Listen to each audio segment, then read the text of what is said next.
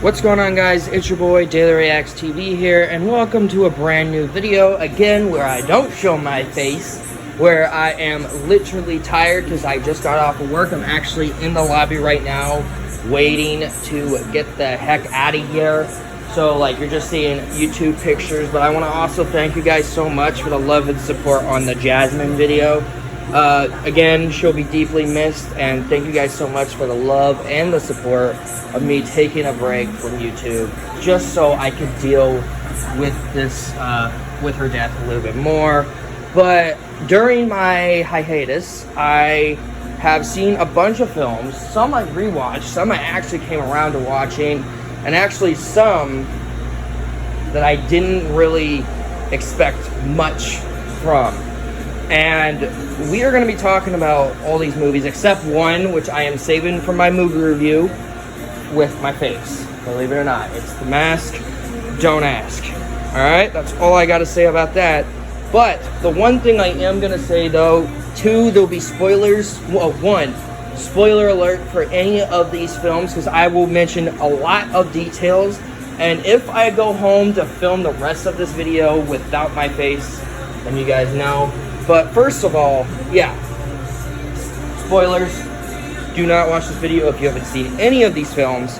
And I won't go into like too much detail, like, believe it or not, I will not. But I don't know, I think this should be like an ongoing thing. Like whenever I take a break, I will go see another movie by myself or with my family, and I just talk about it.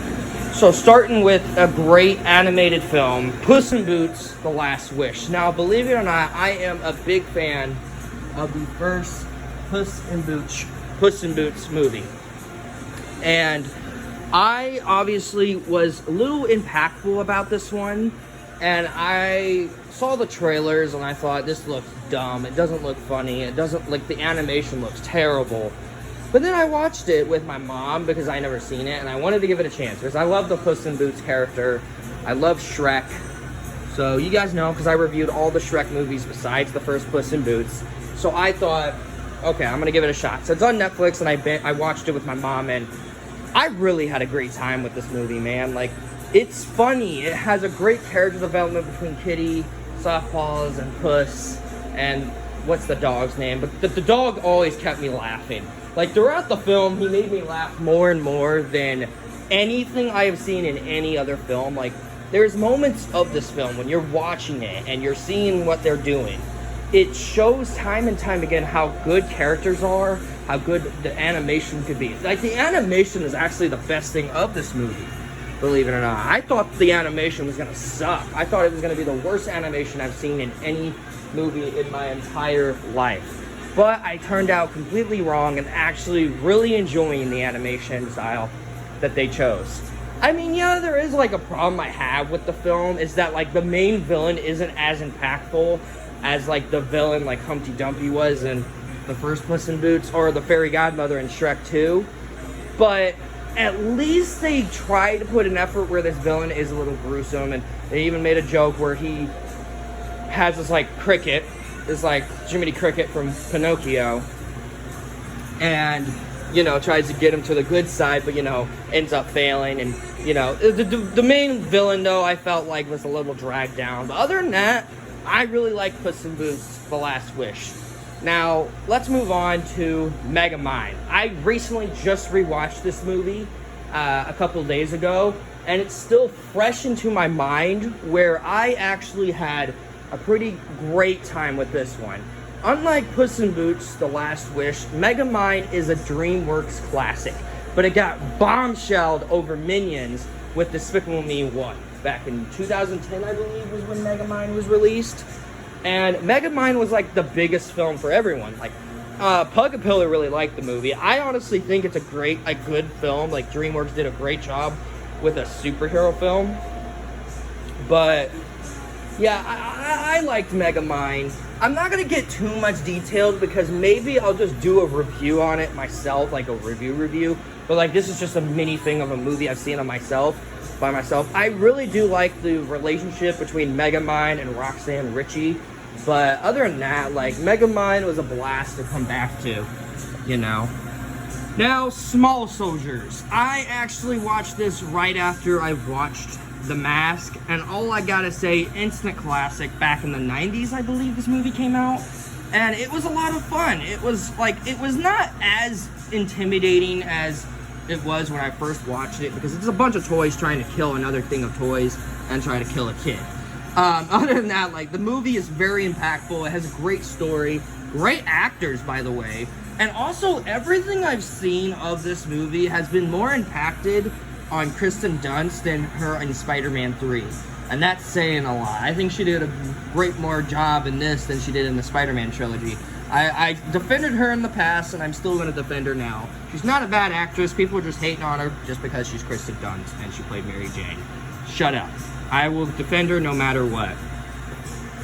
Then we're going to be talking about Tooth Fairy 2. It's stupid fun. That's all I gotta say. It's stupid fun. The story is not good. It's stupid as, like, it's cheesy. It's like one of those old Fox, like, sequels that is gonna be cheesy, but it's not gonna be as good, you know? Yeah. And here's one more movie that I came around and watching, and I think this would be, like, the most important one to talk about. And in the video here, so I can edit this and then upload it when I get home, and then start making my gameplay for tonight. I'm gonna start Batman Arkham City. I finally came around into seeing this movie. I kept trying to watch it, but then I stopped because it was getting to a point where it was, like, really boring, and it still is one of the most boring movies I've seen in my entire life, and that is Power Rangers 2017. Now, as a person who wasn't a big fan of Power Rangers as a story and all that, like, I was a big fan of Power Rangers Dino Charge and Dino Supercharge, but Power Rangers 2017, I can see why this movie bombed. I can see why critics hate this movie, because as much as I'm not a Power Rangers fan, it doesn't affect me because how badly written everything is. Like, I want to talk more and more about this movie, maybe on a separate video. It won't be a review, but no, I'm actually going to talk about it more in this video than I've ever done in any other videos. Like, I feel like this movie had potential to be good. It had potential to develop what they wanted to do and make a sequel, because they were trying to greenlight a sequel. But this movie bombed everywhere. You know why? It's the writing, the dialogue. All the actors seemed like they were having fun. All the actors seemed like they were having a great time developing what they want to do with this movie and what they want to do as Power Rangers. And here's the thing. You don't see the Power Rangers morph until near the end of the movie. I'm not kidding you. You literally, and I'm sorry if you're hearing the music and the toasters, because I have to wait for my ride to come here. So I thought making this video would be a good time, but literally you don't see them morph until, like, the end of the movie. And it gets to a point where you're just like, what's the freaking point of them morphing? And Zordon is a big jerk in this movie. Now, I'm not a big Power Rangers fan, but I did watch the 1990s Power Rangers movie. And Zordon, I felt like when I was watching that movie, wasn't a jerk. I understand he had growth from, like, the original show, but Zordon in this movie, he's just, he thinks, oh, these are the Rangers we picked? Are you kidding me, teenagers? What you freaking expect? Adults finding coins that you scattered around the planet? Like, I don't know. I felt like Zordon was mistreated in this movie, and I don't hate this movie, but I don't like it either. Like, they really dragged down everything. And the most important part that really drove me nuts throughout this film is Billy, the Blue Ranger. Believe it or not, I actually researched. I watched a couple of reviews. Billy has autism. I'm like, okay, I have autism. But godly, Billy was so annoying in this movie. Holy crap, the first scene he was in, I couldn't stand him. Like, I wanted to pull my freaking hair out. He was that annoying. And then, like, when you finally see him become a Power Ranger, and oh, that was cool when he died. Like, and there was a scene where he died, and Rita, I believe her name is, Rita slams him in the water, and he drowns to death. I didn't feel him whatsoever feel a connection towards this character and be like, oh man, he died, that's sad. It's not. It's the most, oh my god. And the final thing I gotta talk about this movie so I can end this video and do my own thing right now is that they tried too much to work on the dialogue, how these Rangers are gonna get along and how they're gonna become friends. Other than that, this movie, I can see why it flopped. But I will defend it at certain times, but there's moments like in this movie I'm like, okay, I can't defend it. But yeah, these are the movies that I saw on my hiatus. I hope you guys enjoyed this video. I will see you guys in my mask review or on my gaming channel for Batman Arkham City. Thank you guys so much for watching. Make sure to smack the like button or supposed to red button, which is subscribe. Turn on your notifications to be notified video I make. Go in the link in the description to my gaming channel, my Discord server, my Instagram, and my TikTok. As always, I'm Daily Reacts. Take care, you guys.